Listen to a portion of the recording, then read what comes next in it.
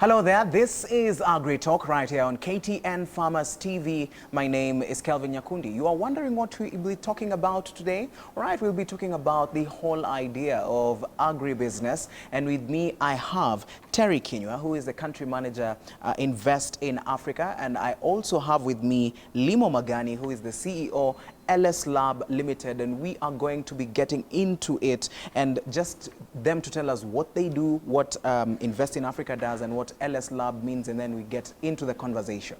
Thank you so much for your time. All right, so first of all, Terry, you are the country manager for Invest in Africa. So first of all, what does Invest in Africa do? Thank you very much, Kelvin, for having us. So Invest in Africa is a Pan-African organization, and we are a network of very diverse stakeholders who include corporates, micro, small and medium enterprises, consultants, and other players in both the private and public sectors. And we are driven by a common mission to empower enterprises to be able to create jobs. So MSMEs are the drivers of the economy, and we see our purpose as creating prospering African economies. And it is for this reason that we have rallied and convened like-minded partners together to be able to support MSMEs through three main pillars of granting them better access to skills, access to markets, and access to finance. Wow, that's a really nice initiative right there. All right, so Limo, yes. LS Lab Limited, what is it all about? So LS Food Lab Limited, it's a manufacturing company that deals with consumable products. Currently, we run Adisia seasoning spices, and Adisia is the brand under LS Food Lab Limited. So we're basically an agripreneurship company that's focused on scaling on agripreneurship goods and brands.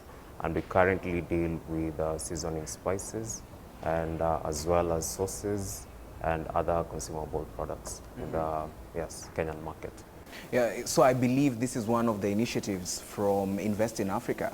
All right, so before we even get into that, I would like to know, how did you come up with this? You've said LS not LS, LS Food Lab Limited. How did you come up with it? So LS Food Lab Limited, LS is basically a short form of Limo. I'm the CEO, the founder, and the co-owner of LS Food Lab Limited. So I'm also, besides an entrepreneur, I'm an industrial chemist and a culinary artist. So the food lab, basically, the food is derived from culinary arts, and the lab is derived from industrial chemistry. So we are merging all these elements all together to form something beautiful, something exquisite that will run through the three elements: agripreneurship, stroke entrepreneurship, as well as culinary artist and industrial chemistry. Wow, that's really nice. So how do you get into contact with Invest in Africa? So when we were starting off, we had developed minimal viable products, the prototypes. And at that stage, in 2019, after our incorporation of the company, we thought we were ready to move forward in approaching investors and securing money to run operations. But during our search, that's when we landed through Invest in Africa portal. And at this point, they were offering an onboarding process to be investor ready. So our mindset at that point was, okay, we'll go through the initiative. Then after that point exactly, we'll be able to secure funds. But little did we know that we missed a lot of skills, and we learned quite a lot during the investor readiness program. And through the program, we got to learn a lot about tax clinics, we got to learn about governance, we got to learn about accounts, and also pitching, creating 4-year projections, as well as creating a budget, creating a costing portfolio, and also creating a profitability report. So during the whole onboarding program, which took roughly 8 months, we got to learn a lot of skill sets that has helped us to increase our skills in entrepreneurship. Yes. All right, so Terry, here you are. And this, a very good idea from what he has explained about the Else Food Limited comes. What were some of the requirements that you were looking at? Because I believe if you're supporting an SME, there are some requirements that are always there that they tick. So explain to us, how did the whole process start and how did you even get to them? Okay. So to start off, we have built an online technology membership platform, Biashara Now, and we have so far registered over 5,000 members who are cutting across different sectors and across different profiles. So looking at all the way from a rural SME who is perhaps not even formally registered, operating as an informal business, to now getting them to a point of accessing finance. So first and foremost, we do work with different financial partners because we need to understand what products are in the market and what requirements there are, because each financial partner has different financial requirements, and match them with the requirements that the SMEs would need. But in the process, we undertake a needs assessment, which Else went through, to be able to just profile and identify where they are at vis-a-vis where they need to get for us to be able to get there. So yes, we do have a starting point, but what I want to say is that there's no cutoff that if you don't meet this threshold, you cannot work with Invest in Africa. No, Invest in Africa will work with you at the point you are. And part of the journey is helping you to identify what is the most effective finance for your organization. Because sometimes SMEs will, they'll learn from one another, and in the thinking that one size fits all will come with a requirement that when we get down to going through an investor readiness preparedness for them, then they realize that the kind of financing they need for their business would be totally different. Now, having said that, we have a group of almost similar SMEs who go through the same cohort of investor readiness, but still within the investor readiness, we want to make sure we are meeting their personal needs as an organization and not going for one size fits all.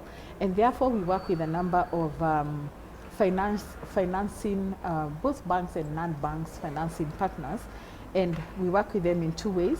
One is throughout the program as a learning partner to make sure we understand what their requirements would be, and they can help to put in place some of the skill sets that the SMEs need. And then eventually we have what we call a matchmaking event. So for the matchmaking event, then we match the most suitable SMEs to the most suitable financiers, and conversations begin. And in some cases, we go all the way to helping them to negotiate their term sheets. So not one size fits all, but definitely what we are saying is we can find you your match, both in the type of finance that you're seeking and also in the type of partner that's best suited to your organization, all the way from values as well as just a partnership model that works both ways, a win-win. Yes. Really insightful. So let's also move on and look at this initiative. How did it even start?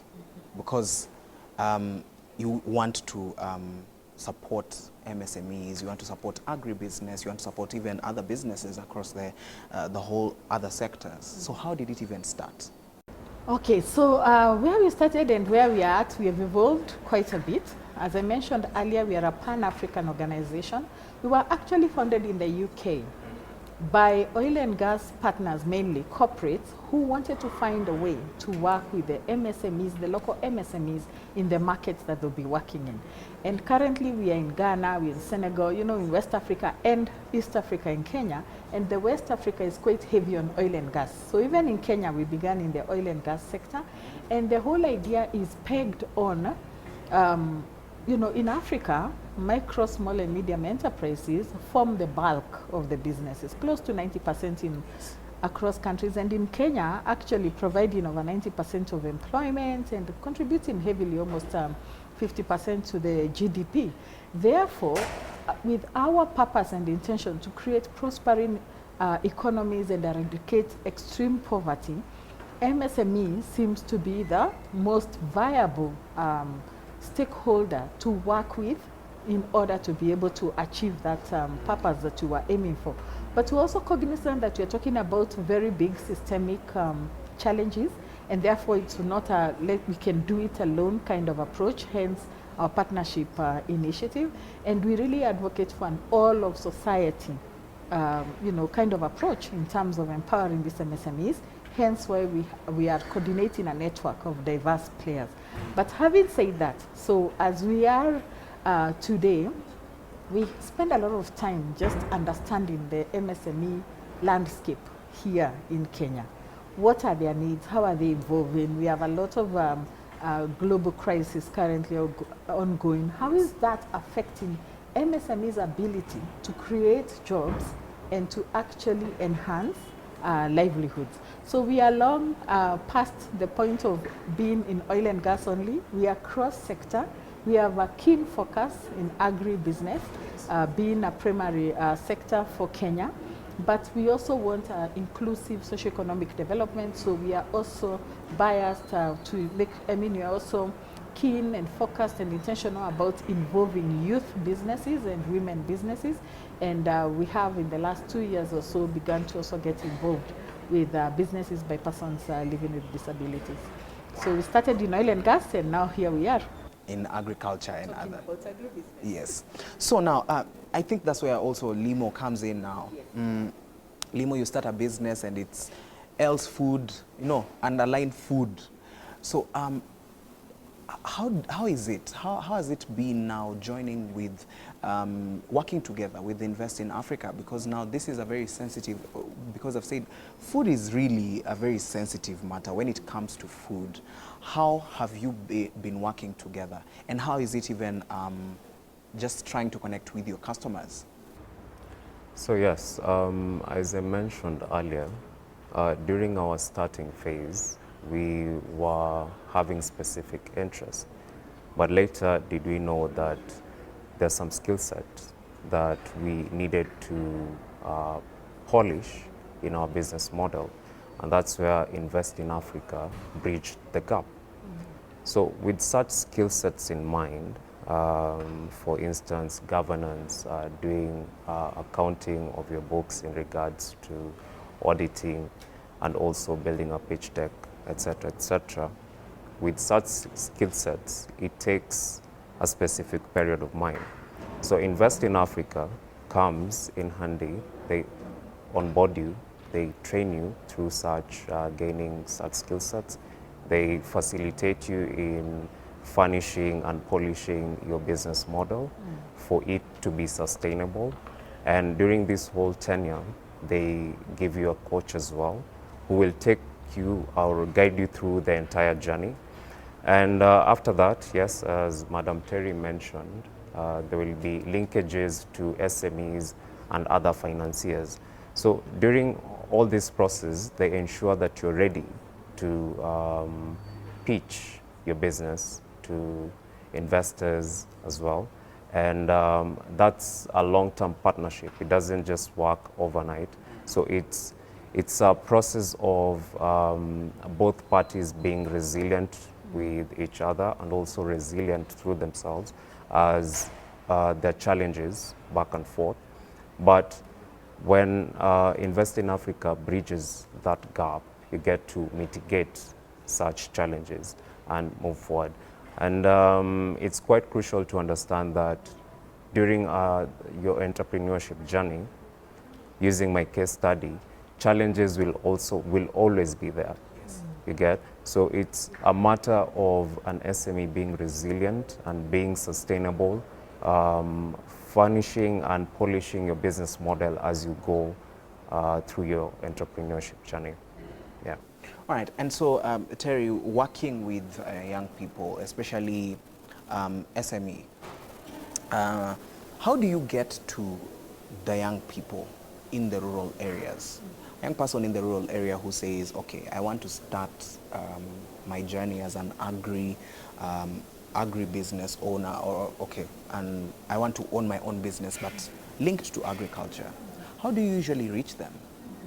So the first thing we do, or the one thing that makes this very viable, is to work with groups, either youth groups, either women groups, or the farmer groups.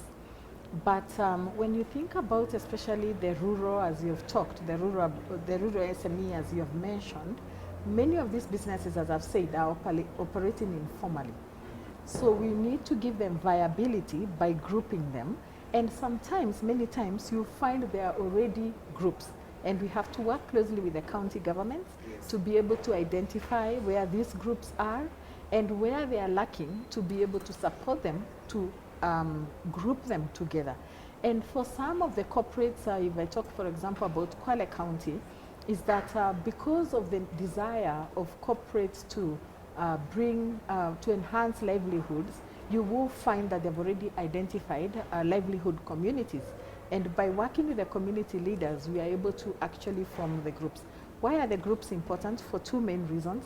If you think about accessing markets and accessing finance to the rates that we're thinking about, and how you bridge the gap between the very micro in the rural to maybe even a corporate here in the city or internationally, both leveraging the African Continental Free Trade Agreement and international markets, then by the time you come from one farmer, meeting the quality and the quantity consistently becomes a burden.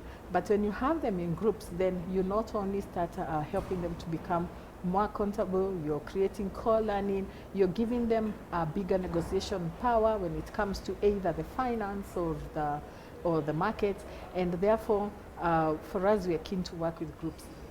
Reaching them, these groups are available. They are actually looking for organizations like Invest in Africa as much as Invest in Africa is looking for them.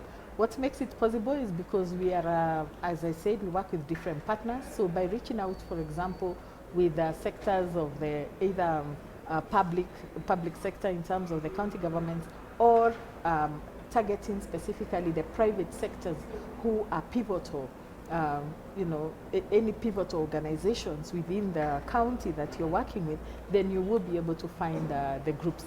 So far it has not been a challenge. Actually, the bigger challenge is making sure that you can be able to link them to the most suitable finance, because their needs tend to be extremely unique.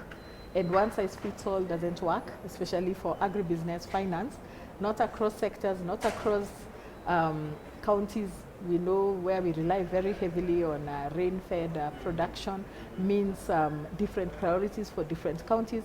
So the challenge is really ensuring that you're matching them so effectively that it does support their profitability, and it is most suitable for the particular group in the particular county. Mm-hmm. And also, let me also bring in Limo to just contribute to this, especially about finances.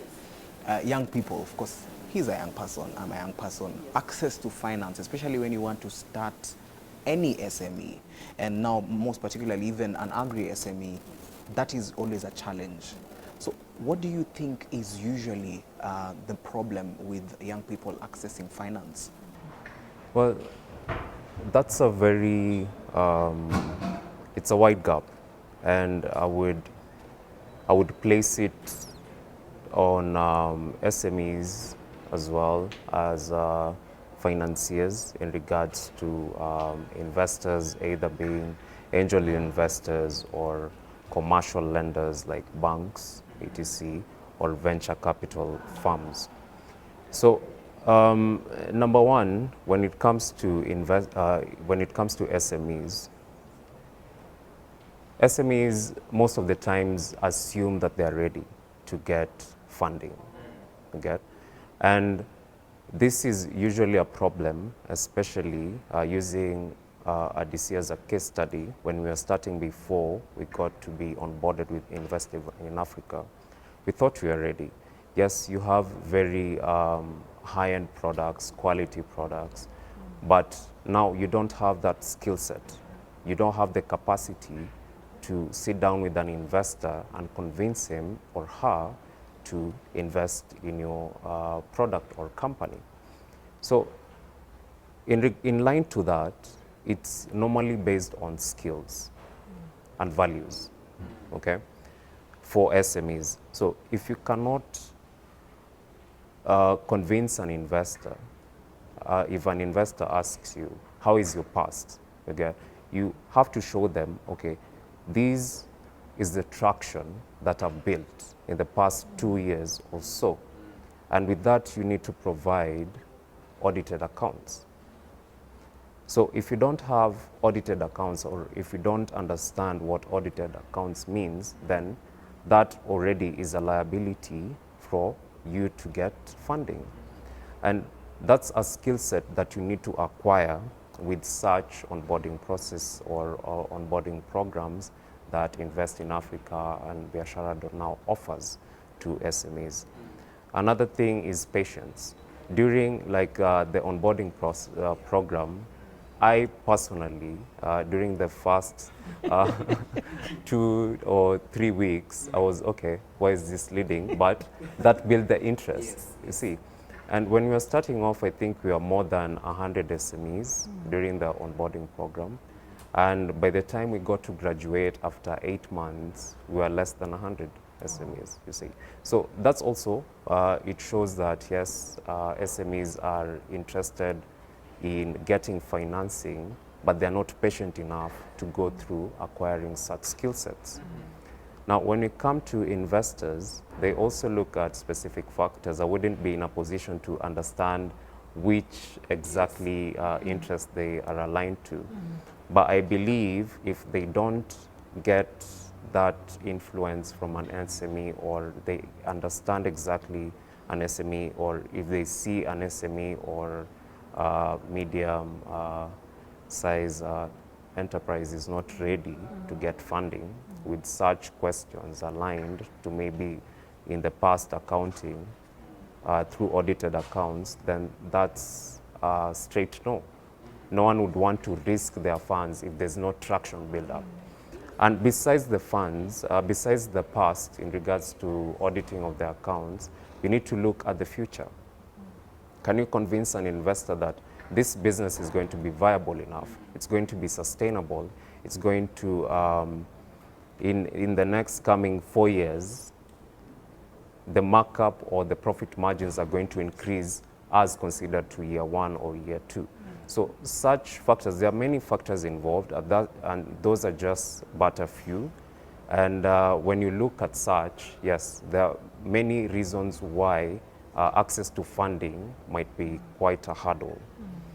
But I believe besides the SMEs, if the SMEs, they have audited accounts and they have projected financial analysis for the years to come and proving that their businesses will be sustainable, and the investor already, they've done their math and they've seen, yes, yes, such a business will be quite viable in the coming years, and yes, they've built traction over the years, they've been resilient over the past years, then it can narrow down to now the interest.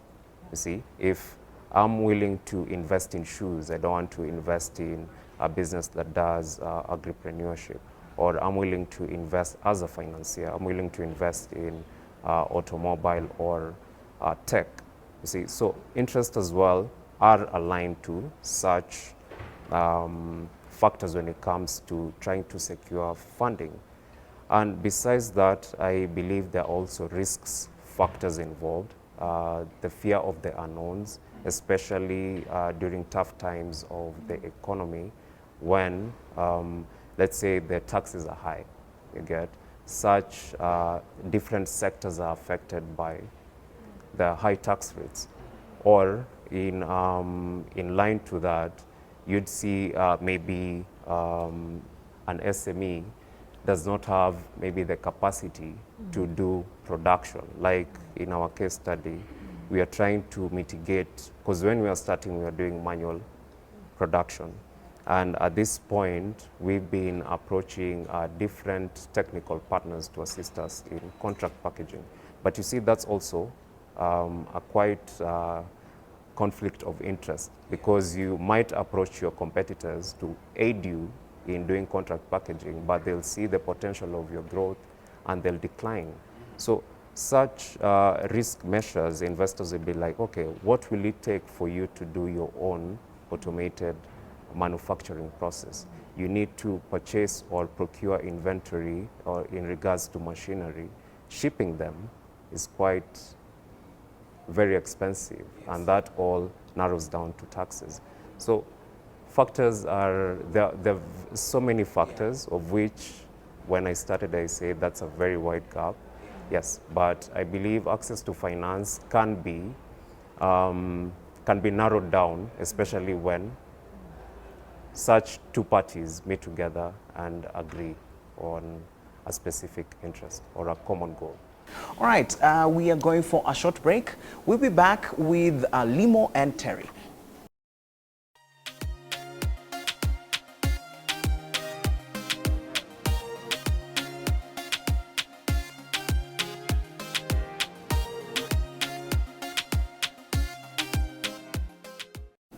All right, welcome back. This is AgriTalk right here on KTN Farmers TV. And earlier on, we were talking about the agribusiness and how the whole environment is. As a young person, you have an idea as an agri-SME and you want to just take it to the next step. All right, so, and Limo was really explaining how this usually happens, and Terry was about to come in and tell us as an investor what they usually just go through the whole of this process. Someone comes to you and tells you, this is what I have. So just explain to us. For example, me, tomorrow, I come to you and tell you, all right, I want to start making mango juice and I want to be selling this to people. So what do you usually look at for me to make it? Okay, so the journey begins before you come to us, let me say that, because we have to work with financial partners, first and foremost, to create the kind of products that are suitable to the kind of SME profiles we are dealing with. When we talk about youth, you're a young person, you're in agribusiness, and if our traditional products of asking you for collateral as soon as you walk in through the door, the first thing I present to you, then we will not be able to make any progress, right? Yes. So even before you come, invest in Africa, we undertake several researches and dipstick surveys to make sure we are totally understanding what's going on in the market, both from the profiles of these different MSMEs, but also because right now the business environment is very dynamic. So as soon as we had COVID, the Ukraine war, crazy inflation rates, yes, means there is certain impact that will have. In fact, unproportionately, the impact is to the micro, small, and medium enterprises. And through our various dipstick surveys and research, we are able to understand what this impact has been to then inform the kind of products we are putting together for these groups as we anticipate. And this is with our different partners, because the financing does not come from Invest in Africa. It comes from our financing partners who are both banks and non-banks. So by the time you come in through the door, the first thing we have to do is we have an invest, and our access to finance pillar, we have an investor readiness program. And it starts with an assessment tool. We want to know, where are you at? We want to know, have you accessed finance before, similar to what you're seeking, both in terms of the type of finance, the amount that you're seeking, the duration that you're seeking, because then, it speaks directly to what's the gap that needs to be bridged. And then, of course, we are looking at that vis-a-vis what financing is available. One of the interesting things that we have found out is through going the investor readiness program, an SME will be able to then see whether this finance is effective for my business, because there's finance. It's not all finance that will grow your business. There's finance that will kill your business. And we want to make sure that we are working with you to identify which is the most effective finance, but we also want to make sure that you get the best terms and you actually get the finance that you're seeking. Because if we are saying that our mission is to empower you, to enhance liveliness, and to create jobs, then we need to be able to get you to a place where you can be able to access finance, whether it's for operational, in serving contracts, for example, whether it's for growth or scale, because that will translate directly to jobs, to the new jobs that we are supporting as Invest in Africa.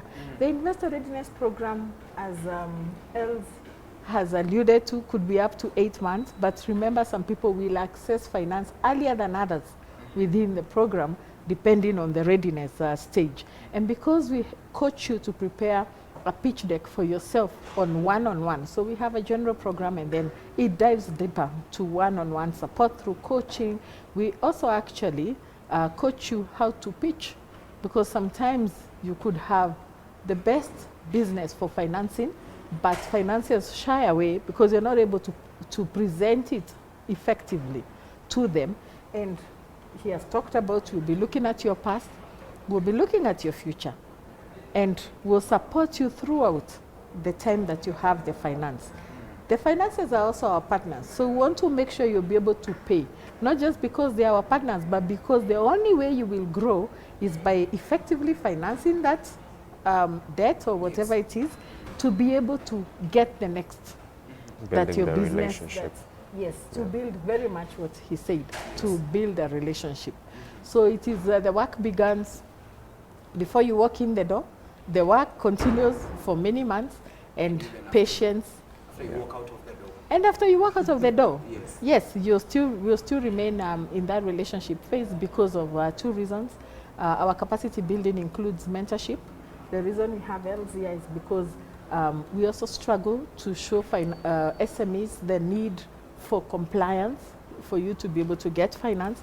And sometimes they imagine that we do not properly understand the position they are at. But through entrepreneurs having peer-to-peer mentorship, then they do see the value of having a proper strong track record and being able then to have a proper vision to continue. Let me add one small thing before I finish. With the rural SMEs, remember some of them investor readiness starts all the way from bank readiness. They probably do not have a bank account. So we are working with them all the way from building a track record, understanding what's the best type of bank account for their business, and then of course building in a discipline in terms of keeping their books and keeping their finances, because financiers, in as much as financiers are risk, they'll take a risk. They are not going to dump their money if it doesn't look as if it's not going to yield the impact they are looking for, or the kind of results and outcomes that they desire. So everybody's journey begins where you're at, but you will find a way to your financier. It's very much like any other, matchmaking you can imagine. Not everyone suits everyone, but everybody can find a match. Yes. That's really well put. All right, so Limo, looking at your market and the people you are targeting, even across Nairobi, have you even extended this market outside the city into other towns? Very good question. I was hoping when you'll ask that. Yes, so when we are starting, way before even the investor readiness program, our main focus was, yes, we had a plan, a roadmap to our market, but our main focus at that point was basically door-to-door, friends and families. At this time, we were focusing more on concept validation, making sure that the MVPs, the prototypes that we have, fit the market, okay?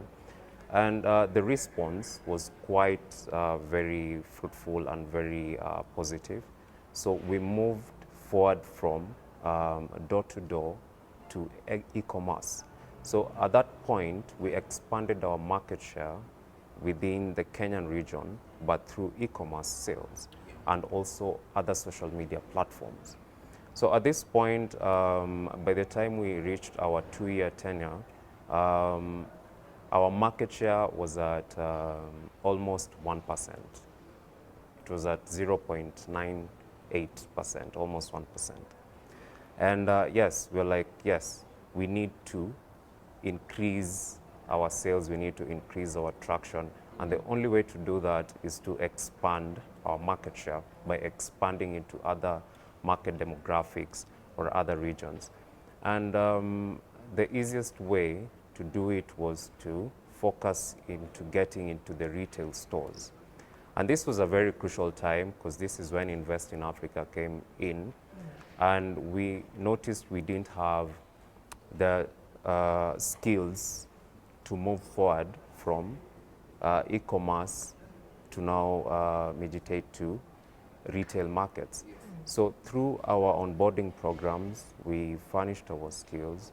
We got to learn about marketing, a lot about digital marketing, e-commerce marketing, which helps you build your content creation, helps you build your funnel, because at the end of the day, you want to retain the customers that you have.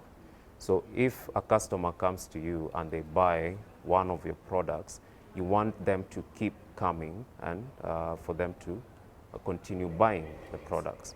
So our main focus was more of retaining the clientele that we had through our e-commerce platform. But at this stage, we noticed, yes, we need to move forward into retail markets.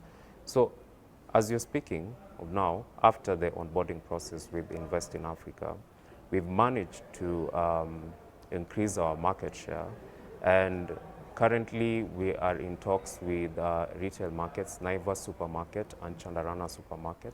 So our products will be shelved into Naivas and Chandarana through the help of Invest in Africa.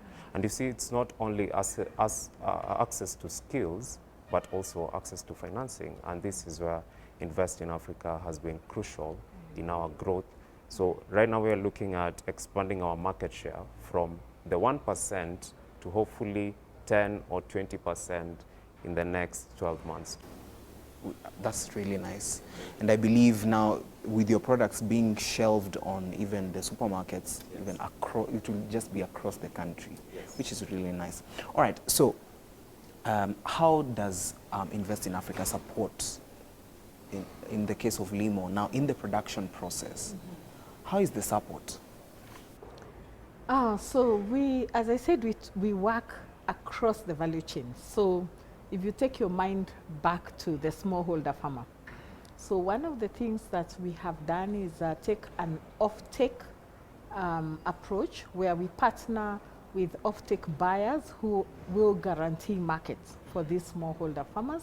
Meaning, for example, if you grow sunflower, even before you put the input in the ground, we have a buyer who is guaranteeing this market for you. We're in partnership with the buyer, and we will actually train you. We begin training before you even plant. So that then, of course, we are saying what's the best practice. We want to make sure that we are guaranteeing your quality and your quantity of your product, because having a buyer means that we must meet the set standards, quality, as well as the quantities consistently, because this is probably just raw materials for their own produce. Yeah. So then we work with them across the way, and we train together with the off-take buyer, and we help to negotiate a buying rate. So then we, as Invest in Africa, will take on a contract saying that we shall supply these quantities in these qualities over the year, and you will supply this kind of pricing and support in terms of training. So we have built a hub within our platform, our online platform, which is Wakulima Hub, and within this hub we build the capacity of these different groups, and of course then we guarantee the markets. Now, having said that, we do also work with manufacturing SMEs who like Els, they do spices. We work with SMEs in coconut, in avocado space, in shea, in moringa, as you imagine.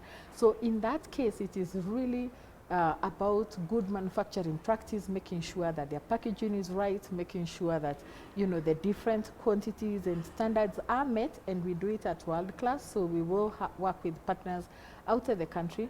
One, through the partnership with GIZ, one of the key things we have done is have international knowledge transfer from Germany, which has actually included taking a group of these SMEs to Germany to see what kind of technology can be put in place. And it is, besides, you know, learning from one another, it's from my main trainers and experts, it's learning from one another. Business exchange tours. So we always often in vans moving to different SMEs to see what they are doing and learn from their processes. And it's all a bid to make sure that they have the best quality, the best quantities, and of course we couple this with the access to markets module, because like else, once you have a high standard product, where do they take it? So then again, it's to make sure, other than the smallholder farmer who can sell directly to the offtake buyer we have put in place, it is giving them the skills to know how to give their brand and their products visibility to the right market. It's mapping this market, it's profiling them, and it's making sure we are leveraging our partnerships to ensure that they can then be able to penetrate this market with a high standard product that we have supported to produce along the way. So we take the approach of value chain development. We usually get one value chain, and we work with all the players across that value chain, all the way from the smallholder farmer to the logistics people, to the standards people, to make sure we have buyers in there, and basically meaning that we are raising the entire bar across the value chain, but also that MSMEs are very much a part of that whole development. Yes, so that's the whole approach, that we are building it with the SME in mind. Yeah. Having said that, let me mention one thing. We cannot do these things without involving ourselves with policy. So we undertake a lot of policy engagement and advocacy, because at the end of the day, if our policies do not have the MSME in mind, then they may not be able to make the progress that they desire and that they aspire towards. So for Els to meet all the dreams that he has laid out, he has to have an enabling environment. And that is why Invest in Africa cannot afford to not work with the government. So we very much are in relations with the government, and we have influenced policies all the way to county levels, including successfully in one county we were able to negotiate licenses to be, relooked at and restructured so that they favor the MSME, who is actually, as I said earlier, unproportionately impacted by what is going on, and yet faces the biggest hurdles to actually be able to meet the goals and aspirations they have. Yet, as a country, we are looking at them to create jobs, to create the livelihoods. So we are saying that policies must align, and our role comes in not just looking at what are we doing to support the MSME directly through the work we are doing with our partners, but also how can we influence policies to favor that whole setup that we are building. And I believe this is towards also the relationship between the private and public sector also. All right, so Limo, now speaking about the spices that you do, Adisia seasoning spices. That's really nice. Okay, so how do you get to farmers to give you this product? This many, I believe you do a lot of spices. Okay, so how do you get to farmers? As I mentioned before, we have a business model and we have our route to market. So currently, we engage with other technical partners, suppliers, whom have the capacity to either outsource the spices, raw materials in bulk, countrywide within the scope of Kenya, so that it will be easily accessible to us and cheaper. At this point, you're looking at the cost of production, because you don't want your margins to go way down, your net profit margins. So you really factor in the expenses. But in our future plan is to contract the farmers directly. Once we have our own production capacity, we have the machinery to do our own bulk production, then increasing our profit margins and also increasing the profit margins of these farmers by cutting the the brokers in between. Now these suppliers, we have to work hand in hand with the farmers directly. And that's what we are targeting, and that's our next step. So I believe contracting farmers or having your own space of land or leasing land or giving farmers, different farmers, plant for me tomatoes, plant for me garlic, plant for me onions. Then at the end of the day, you process them with your own facility, with your own machinery, and do production. So I believe the linkages between SMEs and the farmers like me in my own case study, I believe it's a very crucial aspect in business, and you get to cut the middleman, because at the end of the day, you get to save a lot. The farmers also, it's a win and win plus between the two of you. So you cut that exploitation, because farmers also go through a lot of exploitations, and it's a coexistent relationship that we are trying to build. So step by step, and we're hoping to get there quite soon. All right. And so you had spoken about value chain. Yes. And you know, when you speak about the value chain, there are always gaps that are there during the value chain. So when it comes to working with MSMEs, how do you make sure that these gaps that are there are not there at all? So, you know, value chains have a lot of gaps, and especially here in Kenya, you do have quite a number of large organizations who could be buying from MSMEs who are not able to buy from MSMEs. Let me take you back to, you know, an easy case study when KFC didn't have chips. Potatoes. And we all were wondering, we have Why? potatoes, Yeah. what's your problem? One of the biggest gaps is actually quality, Yeah. whereby how are you able to meet the standards of these large organizations who must meet certain world-class standards? So in as much as they are interested to work with you, how do they meet the standards? Secondly is quantities, because these quantities must be available, and they must be available consistently. We have one corporate who had their passion fruit juice out of market for 6 months because they could not access their yellow passion fruit. But then again, visibility and information flow. The MSMEs are not aware of these opportunities, and the corporates are struggling, or the larger companies are struggling to find the MSME groups that could actually consistently supply the qualities and the quantities that they need to be able to meet their own production goals.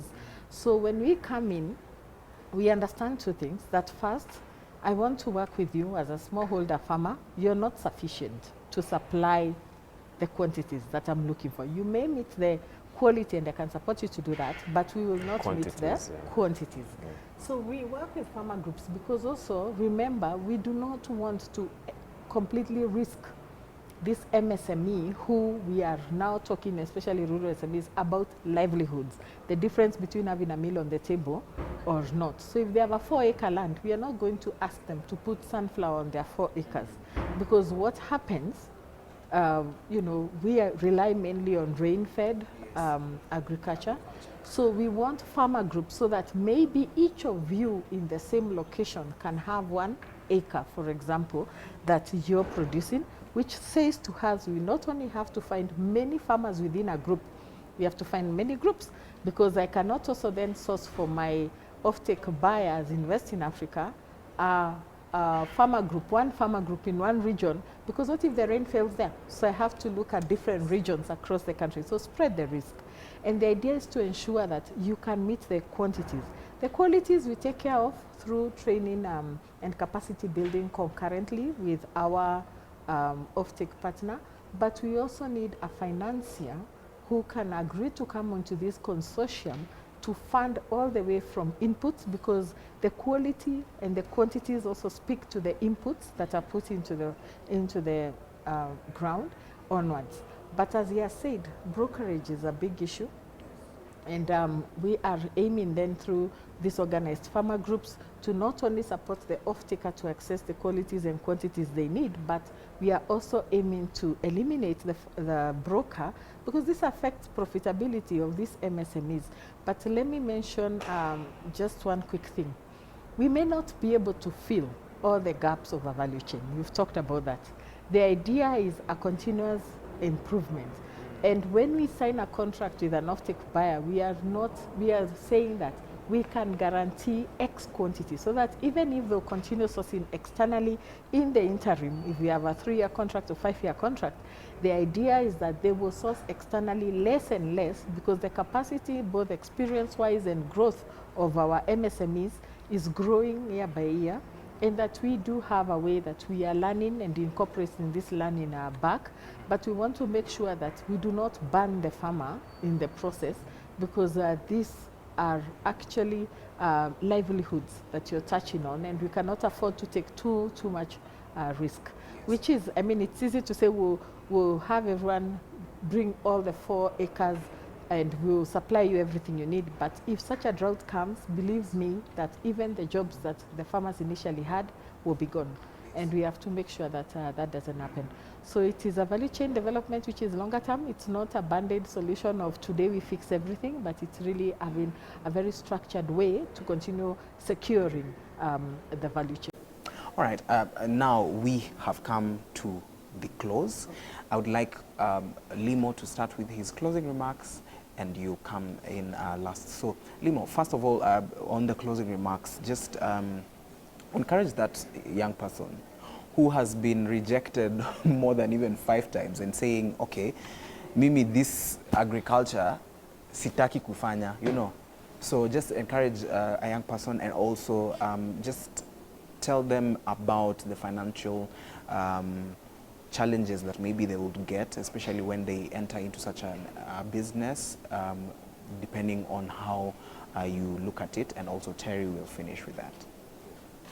So I personally believe life by itself is a risk, and everything involved with it is a risk.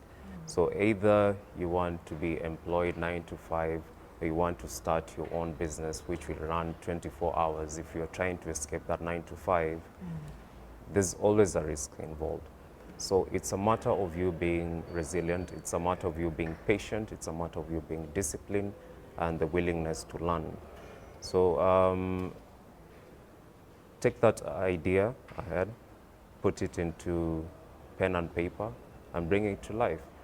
You'll face a lot of challenges along the way, but with that resilience and your willingness to learn, you'll automatically grow without you knowing. When I was starting this year, when I incorporated my own company, I didn't see myself sitting with the regional manager of Invest in Africa today at this point. So that's growth. And it took a lot of perseverance, it took a lot of resilience, it took a lot of discipline, and it took a lot of willingness to learn. So just those are my closing remarks. Thank you. Okay, thank you. So for me, I'd like to start from the point of agriculture and saying that, you know, traditionally, agriculture was just seen to be for older people. And actually, I think it was an UNDP report that says the average age of farmers is 60 years, because it was seen as a thing to do in retirement. But now, especially with the global crises and the unemployment for youth, we really do need to reframe our attitudes, and we need to come together as all of society to really support the young people to get into agripreneurship. And I say this because agriculture will generate income. It's a labor-intensive sector, therefore many more people are actually involved in jobs. It will secure, I mean, it's food security for Kenya. We are en route now, and we shouldn't be if we really are able to entice and empower more young people to actually participate in agripreneurship, whether they own the land or not. There's many ways of having access to land if you do this as a business. But the second thing is, I'd like to urge all members of society to really think about empowering the youth to participate in agripreneurship as a business.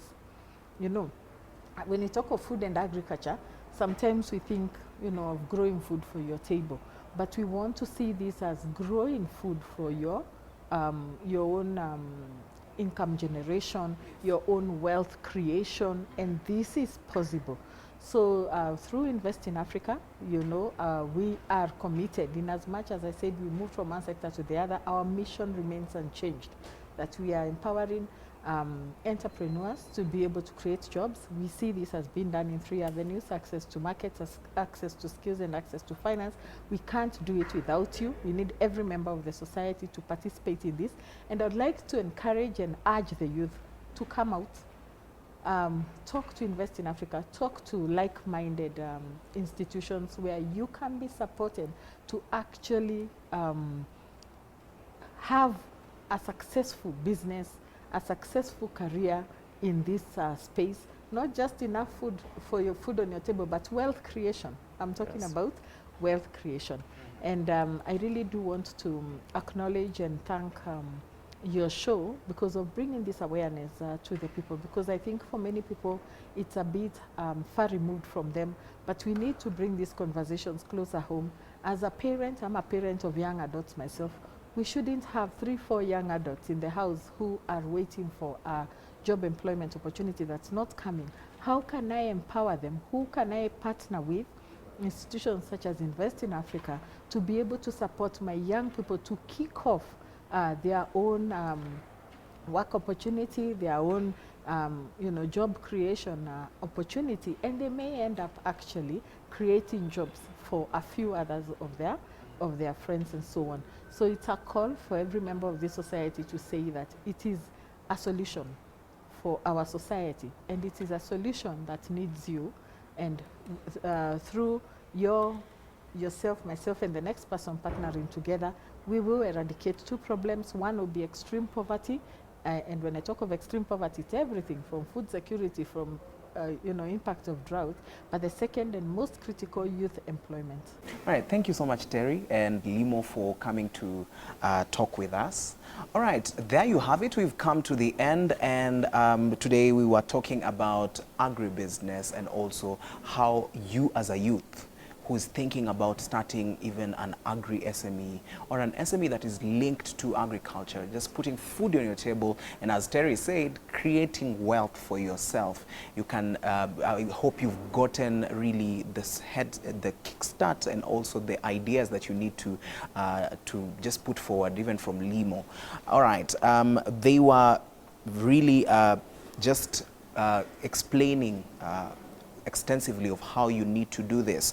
All right, Limo is the CEO, Els Food Lab Limited, and Adisia, I think Adisia is adding, right? Yes. Yes, Adisia adding.